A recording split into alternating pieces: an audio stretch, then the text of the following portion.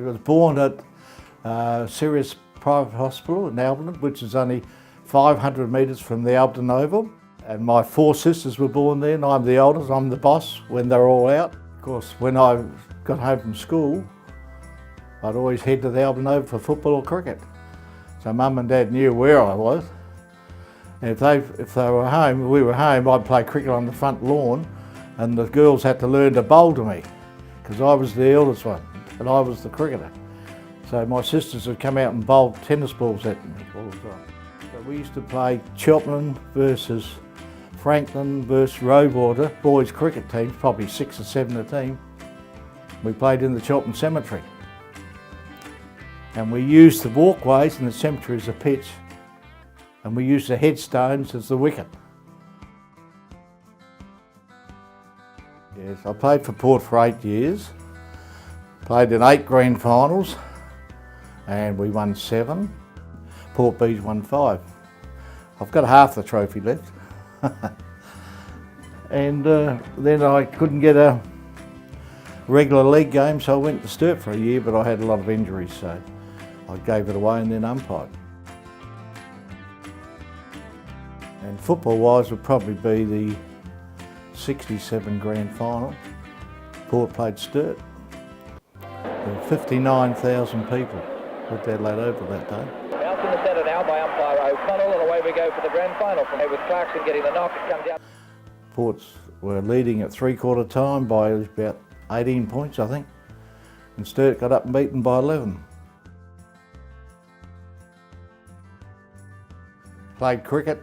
I played for Ports for 14 years, 10 years in A grade. Couldn't go any higher in cricket. I won the Talbot Smith Award for fielding. I was umpiring football, so because of injury to playing, so I decided to umpire cricket. Dennis came out to bat pretty late in the day, and England had just taken a new ball. New aluminium. And Dennis had faced a couple of balls, and there was an unusual sound that the metal didn't sound right. And then Mike Brearley, the English captain, came over and said, "Have a look at the ball, it's got 2 pieces out of it." And we said, well, I hadn't hit the fence, there hadn't been any boundary scored. And I said, well, it must be the bat. So I had a look at the bat and I asked Dennis to change it. A long discussion there between and Max he wouldn't. And Lily. And then no stipulation. I said, well, the game's not going to progress anymore unless you change it. It's damaged the ball. So Greg Chappell came out and made him change the bat. Lily has violently thrown that bat away. As I walked away from Lily, he threw the bat over my head. I didn't actually see him throw it, but I saw it land.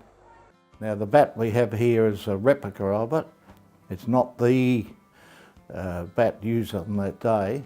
I think Dennis has got that. But it became quite famously known as the aluminium bat incident. There it is. It's a lump of aluminium. There's no spring in it. It's solid.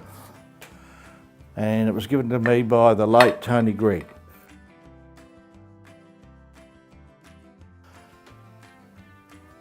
Kookaburra, 1, 2, 3, 4 piece, hand stitched, shine it up.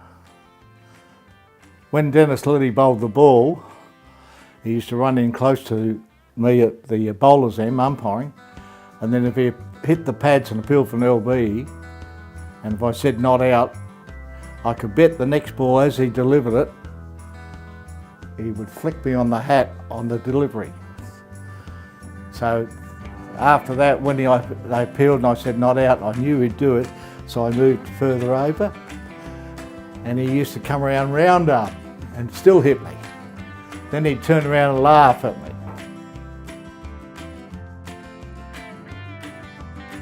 I was a schoolboy 11, and the secretary of the Port Adelaide Cricket Club asked me to go on the scoreboard. They were expecting a big crowd there because Sir Don Bradman, Don Bradman then, was playing his last game before going to England for the 48 tour. I was given a bottle of Coke and 1 shilling for all day on the scoreboard by myself, and it was hot. At the end of the second day, I went over to the club rooms and I had an autograph book, and I waited out the back for Sir Donald to come and asked him would he sign please. He said, yes son, love to, but you've got to carry my bag to the car.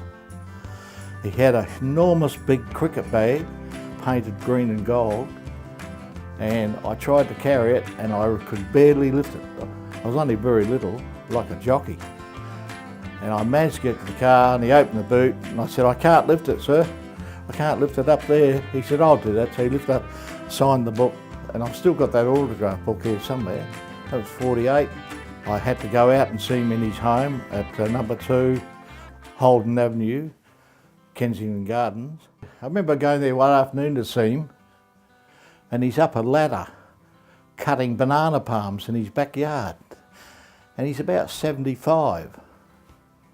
Not as old as I am, but nearly 75. Anyway, I said, sit down, get down, I'll go up. So he got down, held the ladder, I went up and trimmed all the banana palms. And then next minute, Lady Jessie came out and said, boys, would you like afternoon tea? Love to. She was the nicest lady. You couldn't have met a lovely lady. And Sir Donald was brilliant, absolutely brilliant, and a real gentleman.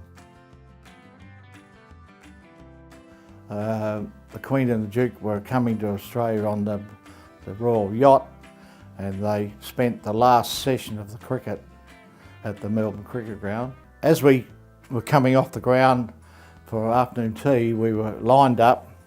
They came right to the end, and Her Majesty was very gracious, lovely lady, and spoke to us for about maybe, might have been two minutes, 3 minutes or something. Anyway, as I'm standing there, Dennis Lilly pulls out his autograph book, and he's just 2 up from me, from the Queen, and asked Her Majesty would she autograph his book.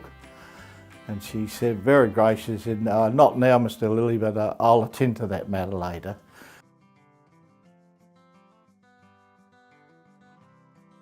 I'm getting to the age where I don't need to look after a big garden, and it's very compact, very handy, and yeah, I'm very happy here.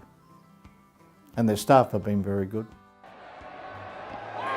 And that's it, it's LBW, Alan Knott is out, Lilly has struck again to finish off this test match.